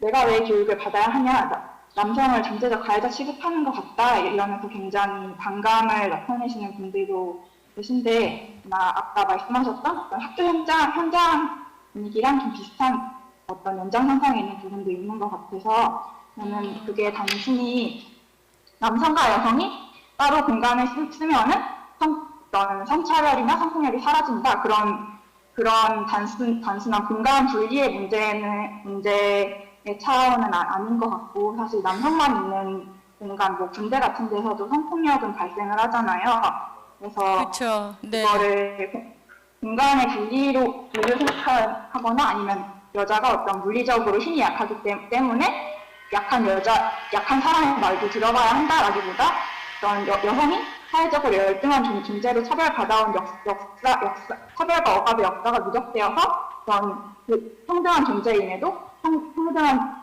배우나 어떤 존엄을 지금까지 누리지 못한 것에 대해서 가시화되고 있는 중이다라는 좀 시각에서 다시 생각을 해보면은 어떨까 하는 생각이 듭니다. 네. 아우, 예. 뭐 준비도 보통 많이 하신 게 아니네요. 내년에 패널로 모셔야 되겠습니다. 네. 예, 어쨌든 많은 일을 해오시고 또 지금 여기서 낸 의견에 대해서도 다른 의견을 얘기하셨는데, 시간 관계상 이거에 대해서 서로 이렇게 주고받는 기회는 갖기가 어려울 것 같아요. 지금 말씀하신 거 많은 분들이 들었으니까 다 참고해서 판단하실 거라고 생각이 듭니다. 자, 한 번만 더 말씀하실 분 얘기를 들어볼까요? 랜선에 참여하신 분 중에 아까 어떤 분 막 종이에다 뭐 적고 계셨던 것 같은데, 네, 제가 말씀하시도록 하겠다고 한 다음부터 급격히 화면에서 얼굴이 사라진 분들이 몇 분이 계세요. 네, 이게 랜선으로 이야기를 한다는 게 사실은 이렇게 대면에서 얘기하는 거하고는 다르게 말이 잘 안 나와요. 그래서 제가 스트레스를 드리려고 했던 것은 아니고 그냥 참여하신 분들하고 나누고 싶고 소통하고 싶어서 그랬으니까요. 자, 이제부터는 여러분한테는 그냥 듣기만 하고 이야기는 여쭤보지 않을 테니까 손톱 깨물고 이렇게 안 하셔도 돼요. 네. 그리고 참 우리 수화해 주시느라고 애써주시는 분들께도 박수 한번 쳐드렸으면 좋겠어요. 네. 감사합니다. 이제 사실 어떻게 보면 얘기 좀 시작하려고 그랬는데 벌써 시간이요 1시간 반이 지났어요. 어떤 면에서는 한 시대를 논하는 자리인데 뭐 90분 갖고 얘기를 담는다는 것 자체가 무리였지요. 그렇지만 어쨌든 우리가 이 자리에서 우리가 경험한 이야기들, 우리가 현장에서 체험한 얘기들을 꺼내놓고 이거 서로 저 사람은 저런 혼란을 겪고 있고 우리가 지금 이 시대 속에 이런 생각하면서 살고 있구나 하는 걸 나누고 있다는 것 자체가 저는 이 자리의 의미가 아닌가 하는 생각을 해요. 끝으로 이제 여러분들이 뭐 앞에서 여러 가지 얘기를 했지만 결국은 이게 시대의 화두고 이 화두를 붙잡고 우리는 지금 다 자기 영역에서 씨름하고 있구나 그런 거잖아요. 뭐 진 기자님을 다 포함해서 오늘 이 자리에 참여하시면서 여러분들이 나는 앞으로 이 젠더 감수성, 성평등 이거와 관련해서 이런 일을 해야 되겠다. 아까 어떤 분이 내가 하는 말 한마디 한마디가 이거 성차별의 씨앗이 될 수도 있겠구나 하는 생각했다고 하셨는데, 그런 뭐 차원에서부터 또 뭐 여기 지금 행정에서 집행하시는 입장에 있는 분들은 또 이분들대로 나름의 각오나 다짐 또 비전 이런 게 있으실 것 같아요. 그래서 돌아가면서 한마디씩 해주시면 어떨까요? 예, 연민님부터. 저도 이 자리에 이렇게 처음에 이제 선표를 받았을 때도 고민이 좀 많았습니다. 이거 말할 자격이 되는가부터 시작해서 무슨 얘기를 해야 될지 그런 고민들이 들긴 했었어요. 근데 제가 그래도 이야기를 하는 자리에 나와야겠다고 생각한 것은 그냥 나도 현장에서 느끼고 있는 한 사람으로서 그냥 충분히 말할 수 있다. 그게 거창하거나 좋은 솔루션이 아니라도 할 수 있는 거고, 그리고 그런 평소에도 우리가 생활하면서도 계속 느끼고 있는, 사실은 뭐 이제는 다 같이 다 어떤 불편함들 속에서 말 한마디 한마디 고민하면서 하는 상황 속에서 이런 것들을 계속 이야기하고 발언하고 공감받거나 혹은 또 나도 지적받아서 수정하거나 그러니까 조심스러워서 말 안 하거나 아니면 평가받는 것들에 대해서 계속 두려웠다면 그냥 지금은 이제 좀 더 말하고 드러내고 나도 고치고 이 상황들을 서로가 다 인정하는 이런 분위기도 됐을 거라고 생각하고 나오기도 했고 어떻게 보면 이건 앞으로의 다짐이기도 하지만 지금 그런 다짐 속에서 이 자리에 나온 것 같아요. 내가 누군가를 공격하게 되지 않을지 혹은 피해자로서 너무 얘기하게 되지 않을지 혹은 뭐 어떤 훌륭한 뭐 어떤 멘토처럼 뭔가를 던지게 되지 않을지 여러 가지들이 있는데 그 상황 자체를 인정하듯이 이 현재 상황들 인정하지만 결국 공감받고 또 이해해 준다면 결국은 어차피 현장에서 불편한 일들은 개인이 다 맞서게 되긴 하는데 그럴 때 이런 기억이나 경험 사람들을 기억하면 좋을 것 같다는 생각이 듭니다. 네.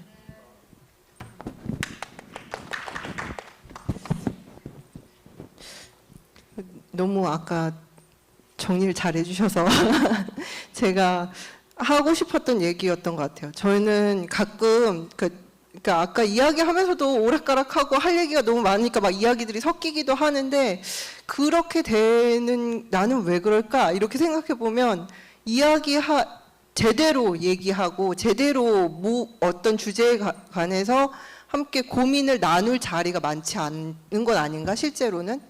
우리가 이런 일들이 많으니까 이런 이슈로 막 자리들이 많이 생기지만 사실 우리가 진짜 속내를 터놓고 이야기할 자리는 없지 않나. 그래서 사실은 정책을 담당하시는 분들을 가까이서 만날 기회도 사실은 많지 않은 거죠. 현실적으로는. 그래서 그렇죠. 이분들도 지금 스케줄이 빡빡해서 자기 몸이 아닐 거예요. 그러니까요. 네. 그래서 이런 자리가 굉장히 소중하고 이야기를 나누고 함께 고민하고 있구나라는 걸 느낄 수 있는 자리가 좀 더 많아졌으면 좋겠고 좀 더 편하게 이야기할 수 있는 자리가 많아졌으면 좋겠다 이런 생각이 들었고요. 그리고 한편으로는 아까도 말씀 많이 하셨는데 교육에 대해서 고민하게 되는 것 같아요. 교육을 받는 사람의 입장 혹은 하는 사람의 입장에서도 고민하게 돼요. 근데 그런 컨텐츠에 대한 고민이나 이런 것들을 하기에 앞서서 욕구가 있고 필요하다라고 하는 걸 스스로 학습하고 이것을 어떻게 풀어야 할 것인가 먼저 연구하는 게 필요하다. 이게 먼저다라는 생각이 들더라고요. 교육을 찾아다니거나 내가 이 사람들을 교육해야 돼 이게 아니고 사실은 먼저 고민해야 된다는 생각이 들어요. 네. 네, 남성 차별이 제가 얘기해도 되는 건가요? 네, 말씀하세요. 남성 차별이 방송됐어요. 심각하다고 하는 20대 남자분들이 어떤 70%에 육박하는데 이제 새로운 20대가 2021년부터 출연합니다. 네, 바로 00년대생들이죠. 네. 00년대생들은 학교에서 성인지 가중성을 배웠을 것이고 좀 더 적극적으로 지금 새로운 20대들이 이제 출연하는 2021년부터 네. 과연 2029년에 이런 설문조사를 했을 때 68.7%에서 과연 몇 %로 변화가 될 것인지가 저의 좀 큰 관심사고요. 네. 뭐 좀 줄어들었으면 좋겠고 네. 어쨌든 저는 뭐 개인적으로 힙합이라는 문화에 좀 직감적으로 잘 쓰일 수 있는 부분들이 있기 때문에 그거를 좀 활용하면서 쓰려고 하는데 좀 학교나 이런 데서 힙합을 막 오디션 같은 걸 보고 대충 흉내 내셔가지고 부작용이 많이 있습니다. 무작정 그냥 랩 콘테스트를 연다든지. 이거 뭐 제주도에서 그랬는데 학교 폭력 랩 콘테스트를 열었더니 그 1등한 팀이 나중에 막 나와가지고 여성 비하 표현 쓰고 막 랩이라는 게 사실 통제가 잘 힘들어요. 그걸 통제하기가 힘든 부분이 있어서 되게 기획부터 연출부터 그런 부분들 오디션을 흉내내면 안 되는데 그래서 여튼 그런 제가 좀 힙합 문화를 잘 교육적으로 활용할 수 있는 부분에 대해서 좀 이렇게 조언도 드리고 같이 논의할 수 있는 자리가 많아지기를 바라고 있습니다. 도인정님, 저 박하지영님 섭외하세요. 네. 예. 그다음에 이제 진 기자님, 예술가도 아닌데 이 일에 네. 끼어서 갑자기 연구해야 되고 수고 많으셨어요. 정말 박수 좀 한번 쳐주세요. 예, 좋은 말씀 굉장히 많이 들었습니다. 이 세 분도 그렇고 두 분 또 아까 랜선으로 네. 연결하신 분들도 좋은 말씀 많이 해주셨는데 저는 이 자리에서 그런 걸 느꼈거든요. 사실 박하재홍 님이 그 새로운 세대의 출현을 기대한다고 했는데 그것도 못지않게 저희 선배 예술인들 그런 생각을 좀 해봤어요. 그러니까, 선배들. 그러니까 처음부터 어떤 우리 지금에야 뭐 성인지 감수성이나 이런 여성주의를 얘기하지만 그게 없었던 시절에부터 시작했던 여성 작가들이 분명히 있단 말이에요. 그래서 처음부터 그렇게 할까를 아니면 계속 활동해 오면서 체화돼서 이제야 그런 창작 활동을 하는 분들도 계셔요. 아까 제가 말씀드렸던 그런 예술단체나 개인 중에. 그래서 그분들의 활동도 좀 우리가 조금 더 기억해야 되겠다. 지금 세대의 활동 못지않게 지금 현재 뭐 연미 작가님이나 이런 활동 못지않게 다 기억해야 된다는 생각을 하고 제가 또 언론인이니까 제 위치에서 그런 분들에 대해 조금 더 들여다봐야겠다라는 생각을 이 자리에서 했습니다. 좋은 시간이었습니다. 네, 기사 나올 것 같아요. 사실 이런 이슈들이 자꾸 그 이야기거리가 된다는 거는 중요한 것 같아요. 그래야 그걸 계기로 사람들이 서로 한마디라도 더 하게 되니까요. 근데 아까 이제 박하재홍 님이 2000년대생, 그러니까 00년대생이잖아요. 1990년생이 온다 뭐 이런 책이 또 히트를 했었는데 그 0이라는 숫자가 제로 베이스잖아요. 제로니까 어떤 면에서는 아무것도 없이 이제 새로 만들어지는 그런 것이 될 수도 있고. 근데 저 뭐 이사님 먼저 얘기하시겠어요? 네. 제가 여기 오기 전에 살짝 겁이 났거든요. 사실 이제 집행하는 기관은 저라서 이제 수많은 숙제가 생길 거라는 예측을 했는데 역시나 숙제가 생겼습니다. 하지만 이 숙제가 저희가 진행해야 되는 시대적인 그 책임과 의무라고 생각을 하기 때문에 그거를 충실히 해 나가야 될 거라고 생각을 하고 있고요.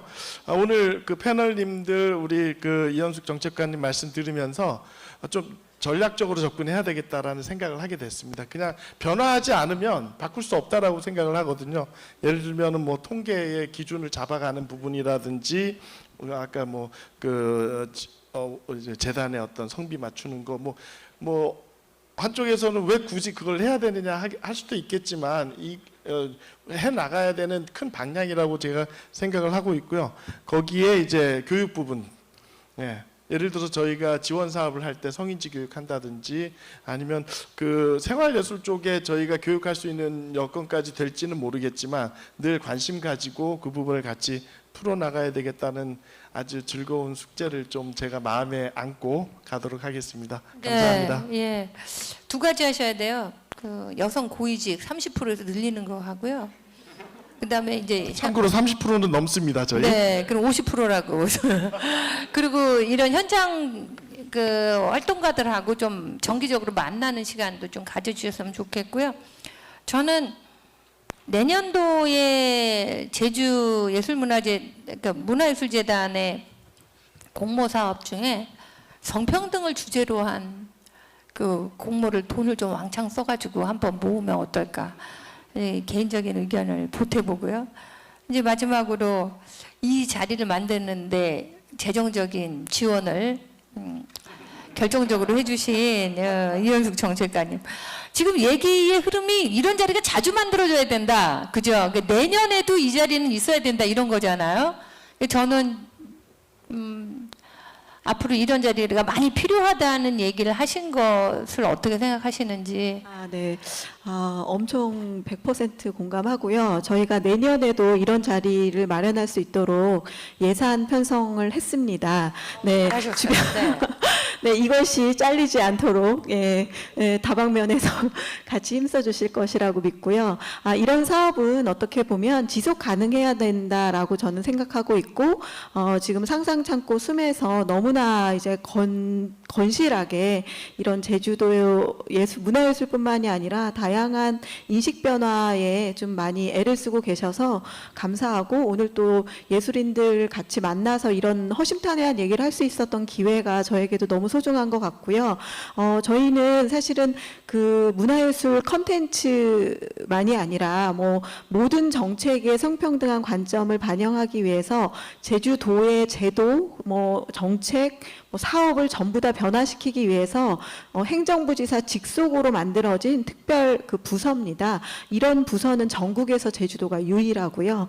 네, 아마 제주도를 시작으로 아마 다른 지방자치단체에서도 아마 생길 거라고 생각을 하는데, 저희가 이렇게 문화예술인뿐만 아니라 다양한 분야의 여러분들과 네트워킹하고 뭔가 성과를 내고 인식을 변화시키고 도민의 삶을 좀 변화시켜서 저희가 좀 뚜벅뚜벅 잘 걸어가도록 하겠습니다. 이 자리에 와주신 모든 분들께 감사드립니다. 이건 저희보다는 제주도민의 세금으로 만들어진 소중한 행사입니다. 감사합니다. 네. 역시 공무원이구나 하는 거를 마지막에 느낄 수 있었어요. 근데 두 분은 이렇게 현장 문화예술 활동가들을 가까이에서 이렇게 긴 시간 만나본 적이 있으세요?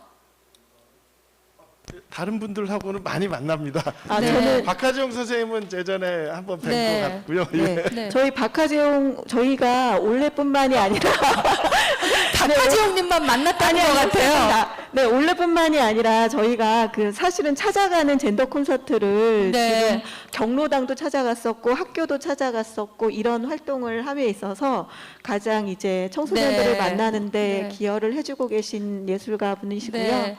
네. 저는 바쁘시지만 주기적으로 이렇게 현장 활동가들 얘기를 좀 들어보시는 기회를 갖는 게 필요하다는 제안을 드리고 싶고요. 이제 저의 입장을 얘기하자면 저도 여기 지금 랜선으로 참여하신 많은 분들이 각자의 자리에서 이런 성평등을 이루기 위한 개인적인 또 사회적인 노력을 하고 계신 것처럼 저도 꾸준히 그런 노력을 하겠다는 말씀을 드리고, 내년에도 또 이런 자리가 마련된다면 기꺼이 와서 사회를 보겠다는 말씀을 드리겠습니다. 네. 요새 트로트에서 테스형이라는 노래가 그 대중들을 강타했죠.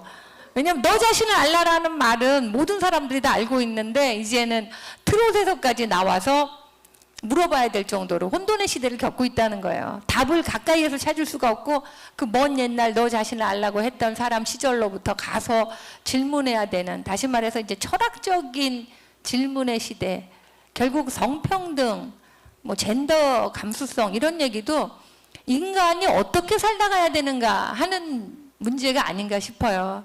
그래서 뭐 멀리 있는 테스 형한테 물어볼 게 아니라 우리들끼리 어떻게 보면 이제 안개 전국인 거죠. 뚜렷하지는 않지만 이 안개 전국을 헤쳐나가는 상황에서 각자 비슷한 생각을 가지고 있는 사람들끼리는 손을 놓지 말고 손을 잡음으로써 연대를 만들어가고, 이 연대가 끊어지지 않고 이어져서 이제 안개 너머의 밝은 그 시절이 올 때까지 이어지기를 바랍니다. 그리고 오늘 이 자리가 전국에서 문화예술 운동을 하시면서 그 안에서 젠더 감수성을 가지고 성평등한 삶을 위해서 노력해 오신 그 모든 분들에게 작은 디딤돌, 그리고 앞으로 함께 나아가는 희망의 연대, 그런 것이 되었으면 하는 바람을 가져봅니다.